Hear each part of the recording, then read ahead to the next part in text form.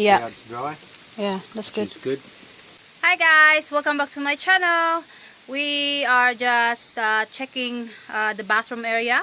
Brian and I just talking through about the bathroom area. We are going to, I don't know. There might be some changes. We've got a vanity basin to put in, and we're going to concrete the floor in the bathroom, and I'm not sure whether I need to put a pipe in or not, or whether we're putting the sink outside. So we'll have a quick look inside. Yeah, and we have the boys coming to work with us tomorrow. We have two guys. They are our carpenters who helped us to build the villa with sea view. We call it Talisay Villa. And Brian's gonna be working upstairs. So then we need them to help us out with the concreting, like, you know, finishing this. I don't know. Rendering. Or they call it, Filipinos call it rough finish. Rough finish. We're doing rendering. the rough finish. Oh, I think they call it also rendering. No, they call it rough finish. Rough finish? I say to them rendering, and they go, what? Oh, Oh, okay. you mean rough finish? I didn't know that. Yes. So anyway, so they are going to do that tomorrow. We had rain last night and also this morning, so we are just hoping that we will not have heavy rain tomorrow.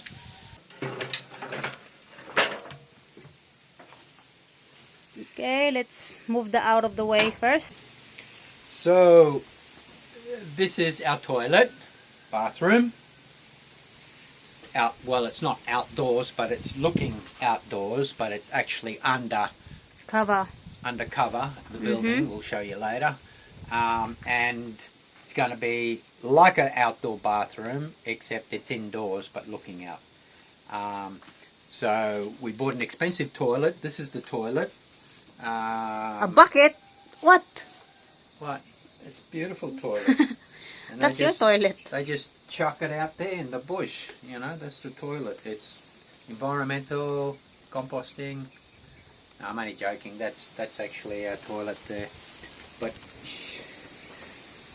yeah, so that's our toilet there in the corner, looking out to the gully, to the bushes, rainforest. And where the shower will be in the corner here. Okay, and this wall here that we had concreted will get rendered, and then we're putting a galvanized iron bottom plate and studs, galvanized, going up, so the white ants, termites, and they can't eat the timbers out, so they'll be galvanized, and then we will hardy flex all of this, and it will be painted and decorated with driftwood and mirrors and blah, blah. I thought it's supposed to be me who's going to decorate it or put art in it. Yeah, you're the the painter. So this will be tiled. Yeah, we have this to will tile be tiled. We'll go. The tile height will probably be that height there, and then down there, and then we'll have the hot water service here, and the pipe going up, and the shower coming right up high. So you will be in here showering, and the water will run down to the drain there. Floor waste. So I'm wondering if we're going to put a sink here. We need to have a pipe going there, or I can run the pipe out the back and connect to connect it that way. So probably that's the better way to go. Is just I didn't realise. Just now I can see that I can probably put a hole in there and run the pipe out the wall, and then redirect it that way into the waste management system. So basically I'm happy now that if we change our mind and we put the sink out here, which is another option, but we would have to put like an awning out there, like sack awning, which would be best doing that anyway, to if it's really raining hard, when you're walking down the stairs here, be wet. At least they will have some sort of protection if there's sack going out there. Do you So- know what was in my mind? Like I even mentioned it in my first video of building this. Is actually I'd mentioned we're gonna have a we are going to have an extension there, like extending the floor to where those papaya, and actually that's where the shower I'd mentioned it in my first video, because my perspective for an outdoor shower would be your outside, and you can see the bushes, the rainforest, or some trees anyway. But then everything changed, so we are going to just put it here inside, and like what Brian mentioned, just put the shower there instead of out there. Yeah. So when Brian and I came to have a look at this, we'd noticed that there's a fair bit of water flowing through here from up here. So That's okay. or maybe once we put the saksak, the one you're talking about, the awning out there. It will be redirected once we put the sack out there, and then we just redirect it so it runs in a different direction. It's not a problem. Okay. So everything is under control then. Yeah. So we're pretty much ready for them to pour. Although we probably need to do some boxing here where the hollow blocks are, because we have to concrete this section. So we need to box out there for the concrete to go up there. We need to box along here.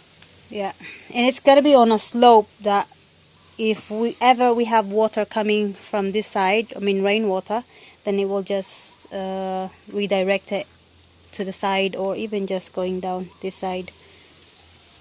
So we had westerly wind, then this is the west side, and we have a fair bit of rain last night, and yeah, with rain and wind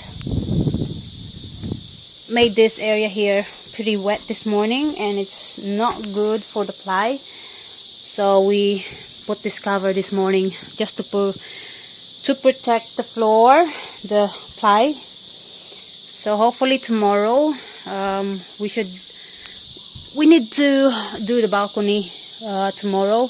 So today we plan to do the balcony, but then I have to go to town to get some medicine for our goat, Peter.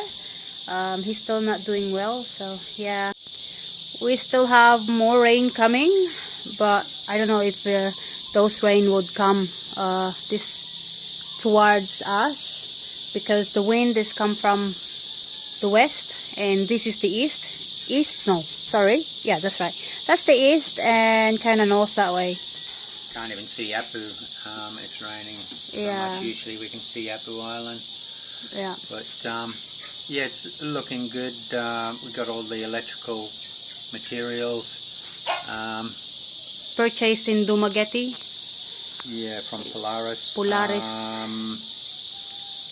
I could have got a lot of it on Lazada, but it's good to support locals.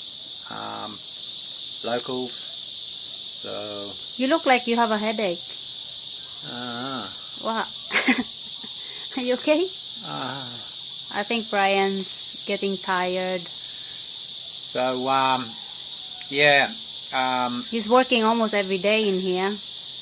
And I'm 64 in a week's time. And yeah, starting to feel my age. And we should have the electrical rough out done maybe next week, early next week. So that's the sort of exciting thing you'll see from the balcony here, is all the fishermen fishing boats. And at night time it's all lit up like a Christmas tree out there, with the fishermen fishing out towards Apple Island and Sikiho. hopefully the electrical will be, the rough out will be all done, and we can start sheeting, finishing the internal sheeting. External sheeting we'll do first. So it will be all hardy flex on the outside, and it will be liquid nails and nailed every 4 inches on the studs and noggings, which acts as a bracing panel for typhoons, plus with the cross bracing we have, you can see behind my shoulder. So those metal ones that we put. we will get the sheeting done, and from the top section will be Amacan. We purchased the Amacan yesterday. In Dumaguete. So the top section will be Amacan. The bottom will be painted hardy flex with a burnt orange colour, which is a signature of ours with a lot of our buildings, is the burnt orange. And it's like an earthy color. Like a terracotta colour. So we're into natural colours and not bright pinks and greens. Can you share to them about the roofing material you'd use for this building? Underline, it's called. 6-foot sheets of bitumen roofing. It's sort of like bitumen with a fibre in it, and it's easy to install. But it's quite soft. Like I accidentally step on one, and you can't walk on it. You've got to have small pieces of ply that you throw on top of where your battens are, and you step on there or kneel on there as you're screwing the roof down. You cannot walk on it. Or even if you have put ply on top, but it's not sitting on the ceiling, like like this one we put, and then on top of that it's the roof already, then it's okay. Because some part, like that side there, I'd step on it even with ply, it still got a little bit damage. You can't. But anyway, it's like the zinc aluminum corrugated iron here. If you buy the cheap stuff, you can't stand on that. It's pretty thin. The best is the Colorbond from DNN, and that's the one we use for our house. And it's 0.6 millimeters, so it's quite thick, and you can walk on it anywhere, even in between battens. You can walk on it without fear of buckling it or damaging it. But you pay the extra price for the better quality material, and in reality I would do the same. I would not use this material again. I would use Colorbond corrugated iron. But with this build, because the sheeting is going directly on top of the ceiling, in heavy rain it will be very noisy having tin roof. So the whole idea, because the roofing is sitting on top of those rafters, and on top of there's insulation as well. We have, and then the underline on top, which is a fibre bituminous material. So the sound of the rain, you're not going to hear it. It'll be a very dull noise. Whereas if it's a tin roof, even with insulation, it'll be quite noisy. It would have been very noisy. So that was the reasoning. If you're doing an ordinary pitch roof, fine, but because it's a lean-to roof and the iron, it's going straight on top of the rafters, and the ceiling's incorporated with it, you need to have soundproofing. You need to, otherwise there would be murder being in here heavy rain, you know, you'd have to have earplugs in. But yeah, in saying that, underline is okay. I don't know, what's the matter? Andy. Andy. Sorry. I don't know. It would withstand strong winds, but because it's a bituminous material, I put extra washers, I drilled out some PVC pipe and with a hole saw, 1-inch hole saw, and I used them as a washer. So I've got a 1-inch washer that would have to, the cyclone would have to pull the roof through that washer, because the head of the screws are only microscopic, you know, and so I wasn't too happy with that, even though I was trying to put in as many screws as possible. We'll show you later. Up there, they're screwed every corrugation on the ends. Put a screw in on every rise of the corrugation for a typhoon proofing. But the washers are definitely, larger washers are definitely a necessity with the underlying product, which they don't supply. And that's it, guys, the update of our construction, building new accommodation. So before it was a gazebo. It's the most popular gazebo we have, but then because we are short of accommodation, and also we are trying to minimize our expenditure, so then we convert this into accommodation. But yeah, the big reason is we don't have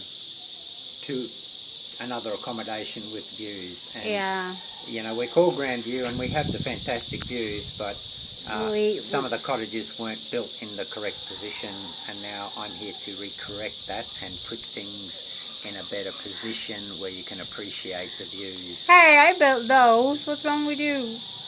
Yeah, but but I have no say those days, you see. Yeah, Yeah. someone else was directing you as well, who. Yeah. Anyway. You don't. You're in a beautiful position, and you need to have beautiful views from your accommodation, which makes it so much more Instagrammable and sellable. And also this one's going to have the wow factor. The outdoor bathroom, which everyone loves. Is you know. I like having a shower and looking out into the wilderness, and sitting on the toilet and looking out into the wilderness. I don't like sitting in a cubicle with a door. I know you don't. You always leave your bloody door breeze, open. You know, it's private. No one can see you. It's with so that's the reason for building the new accommodation. So and we don't have much. Peace out and bye for now. Thanks for watching, guys. Bye bye.